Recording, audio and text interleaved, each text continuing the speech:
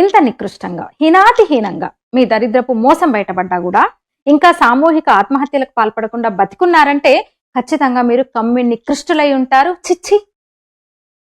ధర్మస్థల, హిందూ ధర్మస్థలం, ఒక ఎడారి మతం యూట్యూబర్, ఇంకో ఎడారి మతం మహిళ, తమిళ కగజం ముసుగు మనిషి అనే త్రయాన్ని అరేంజ్ చేసుకొని నికృష్టులు, నికృష్టులు ఖాన్ గ్రేస్ మైదానంలో ఆడిన దేశద్రోహపు ఆట మళ్ళీ మళ్ళీ దొరికిపోతూనే ఉన్నారు.